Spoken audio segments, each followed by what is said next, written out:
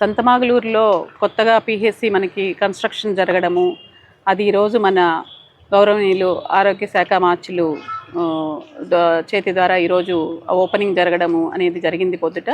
ఆ ప్రోగ్రామ్కి నేను మా ఆరోగ్య శాఖ తరపున నేను అటెండ్ అవ్వడము అవంతా కూడా జరిగింది.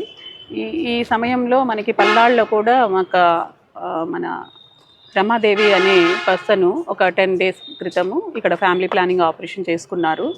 వాళ్ళకి ఒక సర్జికల్ బ్లేడ్ అనేది మనకి థై భాగంలో ఉన్నట్లుగా అది ఎక్స్రేలో తెలిసింది. అది ఇష్యూ ఏంటనేది నా దృష్టికి వచ్చింది. సో ఇందులో భాగంగా నేను పల్నాడు డిఎంహెచ్ఓ ఆఫీస్ విజిట్ చేయడము, ఇక్కడే మనకి పీపీ యూనిట్ అనేది కూడా ఆఫీస్ పక్కనే ఉంటుంది కాబట్టి విషయాల గురించి నేను ఇక్కడ ఎంక్వైరీ చేసుకోవడము, విషయం ఏంటనేది తెలుసుకోవడానికి నేను ఇక్కడ పల్నాడు డిఎంహెచ్ఓ ఆఫీస్ విజిట్ చేయడం జరిగింది. ఇక్కడ నేను అక్కడ ఉన్నటువంటి డాక్టర్ ఎవరైతే సర్జరీ చేశారో డాక్టర్ని, స్టాఫ్ నర్స్ని, అక్కడ ఎఫ్ఎన్ఓ ఎవరైతే ఆ సిస్టంలో ఇన్వాల్వ్ అయ్యారో అందరూ వాళ్ళందరినీ కూడా పిలిపించి మాట్లాడడము, ఏం జరిగింది అనేది కూడా నేను వాళ్ళ ద్వారా తెలుసుకోవడం జరిగింది. వాళ్ళందరి దగ్గర కూడా నేను రిటర్న్ స్టేట్మెంట్స్ తీసుకున్నాను. ఎక్కడ పొరపాటు జరిగింది ఏంటి, ఎవరి నెగ్లిజెన్స్ అనేది కూడా మేము ఐడెంటిఫై చేస్తున్నాము. దీనిలో భాగంగా ముందుగా ఎవరైతే సర్జరీ చేశారో డాక్టర్ గారు ప్లస్ స్టాఫ్ నర్సు, డాక్టర్ గారికి సస్పెన్షన్ ఆర్డర్ అనేది మేము ముందు ఇష్యూ చేసేసాము. అదేవిధంగా ఇక్కడ ఇన్వాల్వ్ అయినటువంటి staff nurse is also responsible for that.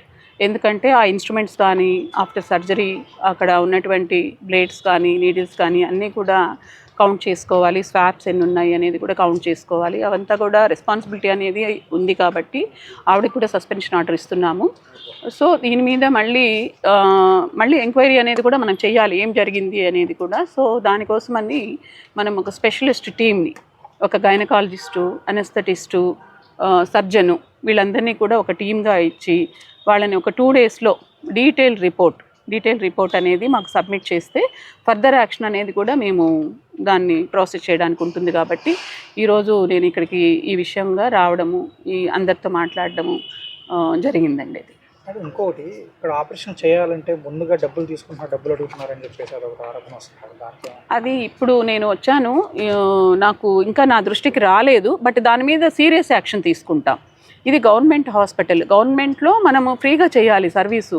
పేదవాళ్ళు వస్తారు ఇక్కడికి. అందులో అర్బన్ ఏరియా, రూరల్ ఏరియాలో ఫ్యామిలీ ప్లానింగ్ ఆపరేషన్ చేసినప్పుడు అర్బన్ ఏరియాలో మనం ఆ పేషెంట్కి సర్జరీ ఫ్రీగా చేసి 600 రూపీస్ ఇస్తాము, రూరల్లో అయితే 1000 రూపీస్ ఇస్తాము.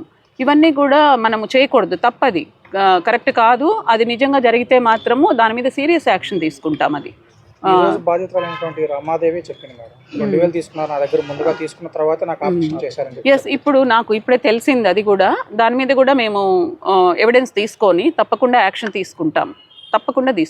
అది కరెక్ట్ కాదండి, డబ్బులు తీసుకోకూడదు అసలు.